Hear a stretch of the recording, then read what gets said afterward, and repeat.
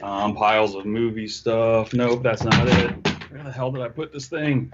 We had something around here somewhere. Shoot, where the hell did I put it?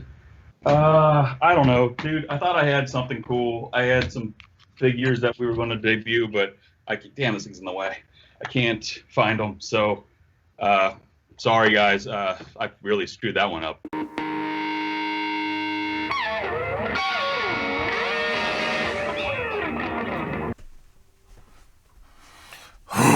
Too many toys. Okay, people, welcome back to another Fwoosh Weekly. As always, I'm Robo, and it's another stacked week. To bring this back around, toot toot, the train just keeps a-rolling. Ooh. But what else we got to do with our free time other than look at new toys, put in new pre-orders, check the bank account?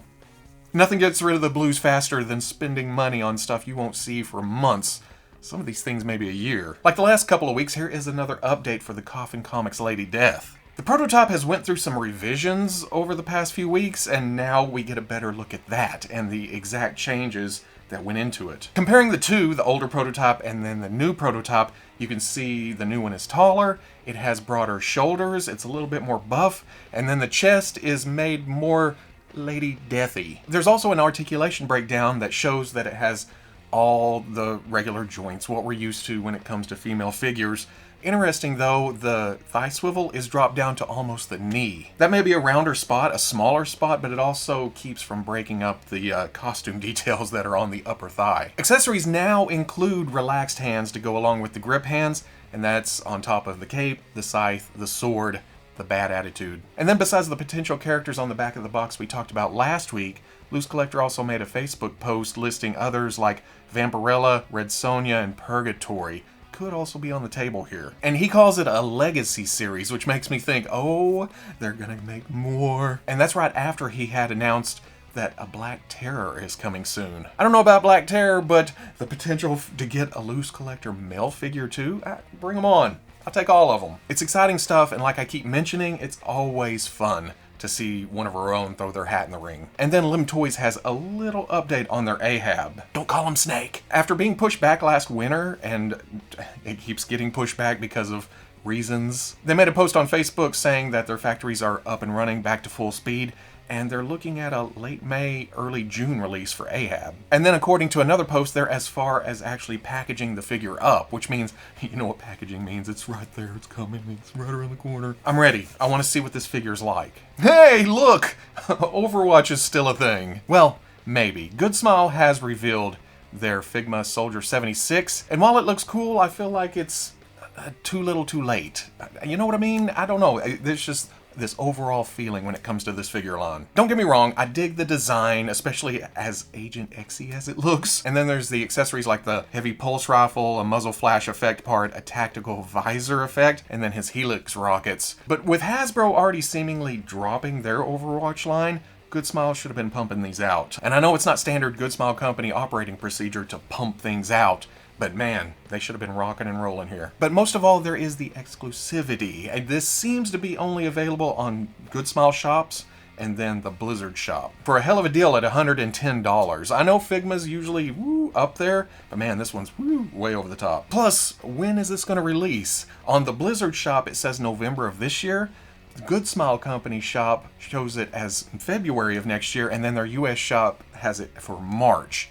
So, I don't know. I feel like the Overwatch figures and lines may be winding down at the moment until the game gets a major re-release or part 2, or I don't know how that works. I've never played Overwatch, but it needs a big push for companies to keep pumping out the figures. NECA has released new promotional images for their Teenage Mutant Ninja Turtles cartoon 2-packs that are coming to Target very, very soon, consisting of Casey and a foot soldier, April and a foot soldier, and then Slash and Leatherhead. Both Slash and Leatherhead are looking like amazing additions to the villain shelf, and along with army building foot soldiers and other releases, I feel like this is one of the first collector-oriented lines to give us a good other side of the shelf from the Turtles. We usually get the Turtles, the main baddies, some supporting characters, but This one, the villains are finally outnumbering the turtles. They feel like a threat. Casey is always a big want for me. I'll take Casey Jones any form, any fashion, and this nicely checks off the cartoon square. Comes along with a slashed foot soldier, which I don't know how that works. Is that wire strong enough to hold the top of the figure up like that? Does it come apart? It's magical. I can't wait to see what happens when it's in hand. You can also see the bashed foot soldier in the background there. It's showing a little bit less of the robotic innards of the foot soldier. And that comes with April, who I have been saving until last. There's definitely something off here. Going back to San Diego Comic-Con 2019, you can see that the prototype was nicely proportioned next to Casey. But roll around to these new pics, and I can't tell if the body is smaller or the head is bigger. But in most of these shots, she seems to have her head jutted forward and down a little bit, missing a little bit of neck. The hair is up. You can see more eyebrow than most of the prototype shots from earlier in the year. I don't know, I'm excited about getting April, but there seems to have been a stumble at the factory or communication or something trying to get these out to Target on time, which I think the schedule is saying next month, here in the next month or so. I don't know, if I do end up with her, she may end up in the back of the display or the shelf or on the far end of the turtles from Casey and other human-type characters. We'll have to wait and see. Shown at Toy Fair this week, we get solicitations for the McFarlane Toys DC Multiverse Batman White Knight assortment. I haven't read the story, but I've seen enough online explanations to have an idea of where the story goes. And I'm not usually into artist-specific sculpts for action figures, but if you're gonna put this many Batmans in a line, I'm okay with switching it up. Especially when the artwork is interesting. I see people bashing on the short gloves and the long boots, but I like the overall look here, and the air conditioner vent Batman and the segmented belt. And then it's hard to get me to dislike any Joker figure, and I'll even take one that's in SWAT gear. It'll be a nice addition to my Clown Prince of Crime shrine. Although I don't think that pistol is regulation. I also know nothing about the mood of the story itself, but I feel like it's a missed opportunity that they didn't work an F into the GTO on the vest there. And then with Azrael, just a beast of a figure, and you can tell that it's thick because they went back to using the single elbows on the arm. That usually means it's a little bit bulky. All the beats are there for an Azrael. Even if you don't know the story, you didn't know the toy line, you look at that, you think, oh, that's Azrael. He's got the impossible cape, he has the armor bits, but my favorite part's the flaming sword. $20, these should released in August. True to their words last week, Super 7 solicited their New Japan Pro Wrestling Wave 2. Bushi comes with 3 interchangeable heads, loads of hands, and a soft goods luchador mask. Evil has a plethora of hands, an extra head, a scythe, a mask, and cloak, while Takahashi has another head and a leather jacket. Meanwhile, the leader of LIJ, Naito, comes with a whole merch booth worth of stuff. Hands, an alternate head, the IWGP Heavyweight and Intercontinental Championship belts, Intercontinental, and then various soft goods shirts and a hoodie. I'm not sure who's doing the prototypes this time around, but the paint itself looks different than the prototypes for Wave 1. I don't know. It may just be somebody different, but hopefully it'll get cleaned up a bit and matching Wave 1 by the time production rolls around. $45 release date in the future. It looks like more promo images have released for the Bandai America Anime Heroes Wave 2 My Hero Academia figures, and I think this is the 4th company to be doing these characters in this scale or close to this scale. Like their Dragon Stars line, this is meant to be a cheaper alternative to buying import figures while giving you not quite the same quality. Deku is in his later shoot style look, but notice he doesn't have any torso articulation, and no, even though there's double joints here and there, it may be a little bit limited. Bakugo's costume always throws a wrench into range of movement in the arms, but the overall look here is good. And then All Might, who I was hoping would be a good, affordable replacement for All Might on the shelf, being big and broad and when you're mixing with other companies, but seeing this picture, he just looks a little bit, bubbly. But it also looks like the shoulders and the hips are in the worst positions imaginable for a promotional image that you're trying to sell customers on. In the package shot behind it, the shoulders seem to be swung down, which may be another point of articulation, and then the hips are shifted up into the crotch piece, making it look much, much better. In fact, looking at all 3, the package figures seem to look better than the loose figures in the pictures. Darker colors, a different plastic scheme, maybe it's the shadow, maybe there's too much light on, yeah, I bet that's it. The loose figures, they just blam, hit with the lights, then the package shots are older, there's some shadow. It shows a little bit more detail. For the price, I probably won't be able to resist because I like comparing and then choosing and picking or even swapping parts back and forth.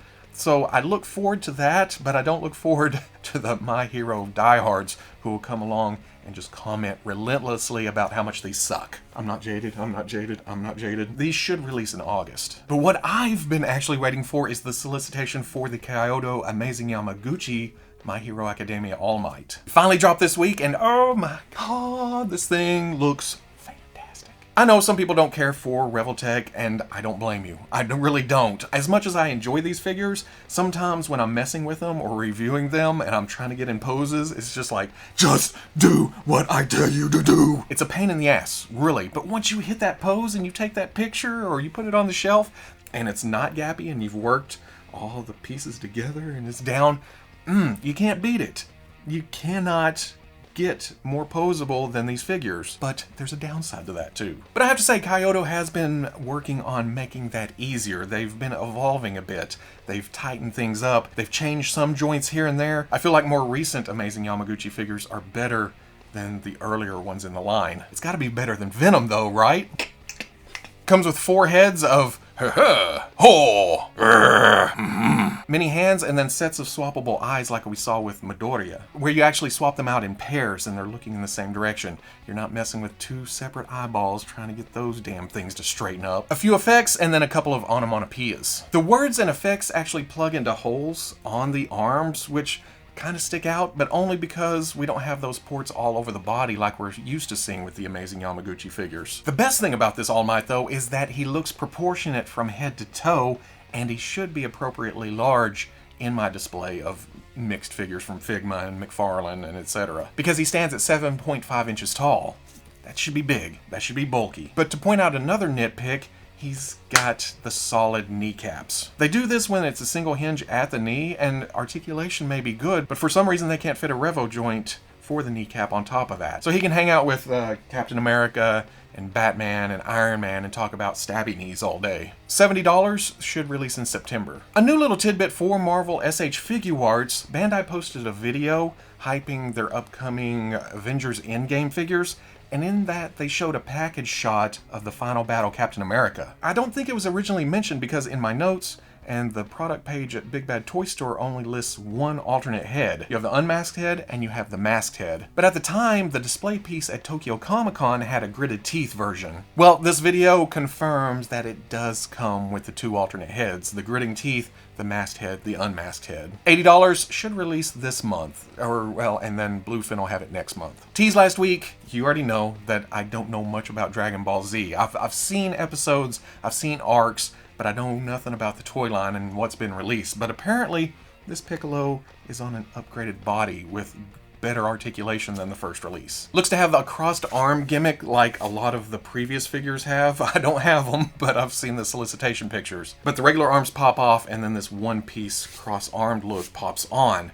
It looks fantastic. I mean, you can in some cases, but it never quite looks right when you try to cross fully articulated arms. In this case, though, it also works to swap on a severed arm piece. Cape, hat, alternate hands. It doesn't seem to have any effects though. As I'm recording this, it hasn't been solicited yet, so if it has been solicited, go get it. Over on the Tamashii Nation Cinema site, where we saw a tease for the S.H.Figuarts 1984 Wonder Woman last week, this week we get a little tease of the next Star Wars figure we're getting, and it's who I was hoping. I need it. It's IG-11 from The Mandalorian. This was kind of leaked when they showed the promotional shots for their S.H.Figuarts Mandalorian in Beskar armor and child, and then an accessories picture with the backpack. But they never officially posted those, and then they edited the accessories picture to not include the backpack. But judging this image from last year's Tokyo Comic-Con, IG-11 should be appropriately large, bulky, articulated,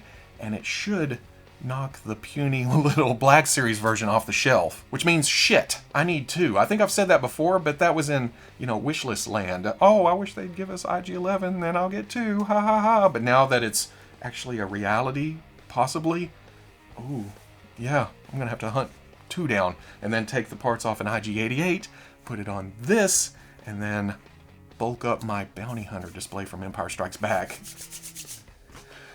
Oh, Lord. The next tease will be an S.H.Figuarts Marvel character next Thursday, and then it says solicitations, or at least full reveals, for these 3 characters will be Friday. Speaking of Black Series though, here is a few package shots courtesy Dorkside Toys of the next figures to be released in Hasbro's line. Plo Koon and Kit Fisto, high on my list. It's good to finally have more Jedi, more council members. Padawan Anakin looks a little rough in this shot, but it's definitely an upgrade, I think. Or it's one of those, again, get in person, see how it looks. It may not photograph well. And then the Battle Droid army grows. Nothing wrong with that. Missing from this group, but available in the wave, is also Episode 2 Obi-Wan. Hasbro does this for some reason.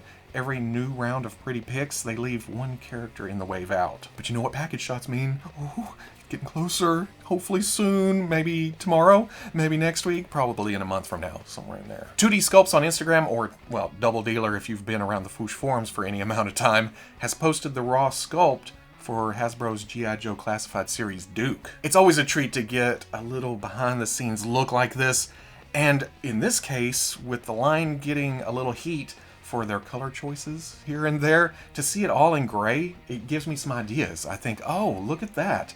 That could be that color, and that could be gray, and that could be green. Plus, this lets me appreciate the sculpt a little bit more, and then just the overall look. I mean, really, all the Duke features are there. You take away the laser guns, which those were in the comic books, and then you take away the image intensifiers, maybe the armor plates on the legs, the Joe Pro up on the strap, and you're left with a figure that is unmistakably Duke. Interesting little thing, though, that pistol actually went to Destro, and Duke got a different pistol. Speaking of designs, though, a Malaysian G.I. Joe adventure camp on Facebook posted some artwork that may give us some clues on what we're going to see in the G.I. Joe Classified series. The Joes we know, along with Destro, and then we saw Baroness and Cobra Commander on the artwork on the back of the package. But then there's Storm Shadow just popping in saying hello. Hello. Like the rest of the design gets a modernization with like a metal plate on the mouth, the sci-fi belt, and then the big elaborate tattoo on the shoulder. But who's to say this is what we're actually getting? There may be changes being made right now because of the backlash against the armor plates and the colors and such. Maybe the Malaysian G.I. Joe adventure camp just needed some quick artwork and they threw in some old stuff and then they posted it, which may have led to some trouble somewhere because that Facebook page is now gone. Take that as you will. And then just another itty-bitty little kernel of information for the G.I. Joe Classified series line. 3 new characters have popped up in the Walmart system. Puma, Foxtrot, and Leopard. No idea who they are, but I'm ready for some G.I. Joe reveals. To the surprise of nobody, Medicom has pushed back dates on a couple of their MAFEX figures. The blue costume Hush Batman, who was originally April, is now July, and then the Dark Knight Returns Batman slides from May to June. Which is odd, switching places like that. I think it may be a popularity issue, like Hush Batman sold a lot more units, so the factory's trying to keep up, so they shifted it back over. Who knows? Who knows with the Medicom? While those announcements were made, though, poor old Infinity War Thor, who was supposed to be out in February, is still hanging on by his fingertips for a May release. At least at the time of this recording. I may get an email later today. As always, though, this is just what we're used to with this line. You hear MAFEX and you hear release date? Bah! That's not to say Medicom isn't announcing new figures. Oh no! Full steam ahead, baby. A couple of new scans have shown up, the first being a MAFEX Avengers Endgame Captain America. And it looks good. I like the proportions here better than the Figuarts, and the details are more accurate than the Marvel Legends, which, if you're waiting until more than a year after the movie, you better get the details right. 3 heads, unmasked, masked, and a symbol. An empty mask along with 2 shields. Spoiler alert, one's broken. Mjolnir with an attachable electric effect, and then a spinning Mjolnir effect. I don't know why I had to do this. I'm demonstrating. It's like this. And then continuing their X-Men series is Gambit, who looks so 90s it hurts. First up though, the coat looks rough. It looks like a bigger material, almost fur. It's big, it's bulky, it's thick, it sticks up, the collar's too big. But the good thing here is that it's cloth, so it comes off and then you end up with Gambit with bare arms, so you can put on any jacket you want, which we shouldn't really have to do. I mean, and there may be revisions, we've seen changes before, but the rest of the Gambit figure looks so good, I don't think I'll be able to resist. Especially the 2 heads, one normal, one angry. Oh my god, the hair is so Gambit perfect. It's got volume, it's luscious, it's swooping in the wind, it's up and around. Ooh, and out of the Gambits we've gotten over the past few years, I think Medicom finally nailed it here. Several energy effects for card throwing, charging cards, and even one for the staff, which I don't think we've seen before. No info on release or solicitation yet, And then I guess the MAFEX Mandalorian has been floating around for a little bit too. So I see some pre-orders in my near future. And then just a few hours ago, the Marvel Legends team at Hasbro participated in their Fan First Fridays live stream, showing us some new figures. Earlier in the year, we got a Hydra Soldier that was single packed in a box, cheaper. You can just pick them up, army build them. They've now revealed that we're getting an AIM Soldier too. And I'm okay with Hydra, but AIM, ooh, I don't know why I like this figure. And it's not even because it's AIM. It's because of the figure itself. I don't know, I love it. The Walgreens exclusive Moon Knight is looking lovely, all in white on the Sunfire body. And the option between white mask and black mask, that's amazing, along with the hood hanging appropriately down in front of the eyes. Plus it comes with fists and moonerangs and a staff. Yeah, this is the Moon Knight a lot of people were looking for. Hasbro, you're spoiling us. But now I have to hunt Walgreens, I guess. The Deluxe War Machine is looking great. It went up for solicitation today. It comes packed with all kinds of effects. Unmasked head that is undeniably 90s with the flat top. We also get a pre-order for the Deluxe Age of Apocalypse, which they showed at Toy Fair. And it always surprises me that they didn't do this as a Build-A-Figure, but at the same time, they can now get Apocalypse out faster without waiting for the next wave, and it frees up that Build-A-Figure slot for that next wave, whenever that may be. But I think the most exciting for me as far as full reveals go is the rest of the Spider-Man retro wave. I've never read a story with the armored Daredevil in it, but I love the character, so I'll take as many looks as they want to give me. It was the same with the previous, what was the Daredevil costume in black with the red gloves and boots and the stylized DD on his chest. I love that figure. I almost like it better than my classic style Daredevil. It's odd that they switch bodies though. Usually Hasbro tries to stick to the same body style when it comes to the same character, just in a different look, but I'm okay with this. People work out harder, or, change body shape, or grow, or, things happen. Also included is an unmasked Matt Murdock melon, and then some different options for the Billy Clubs, including bracers that you swap out, and the Billy Club mounts on the back of his forearm. I like that. But guys, ooh, we're getting a classic Electro. I can see why they went with the modern look first, and I don't hold anything. In fact, I like that figure.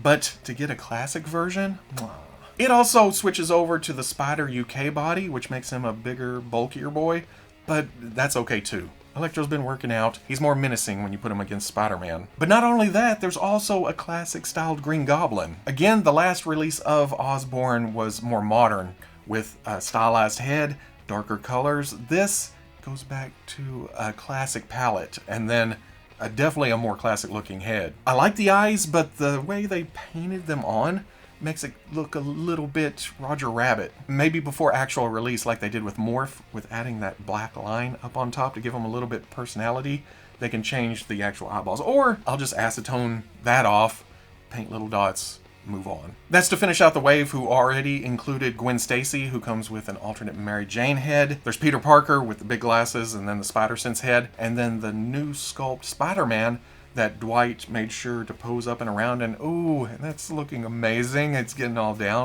getting kind of MAFEXy with it. Plus it's all on the nostalgic retro cards, which makes me say, oh god, do I need two of these because those look amazing on the wall?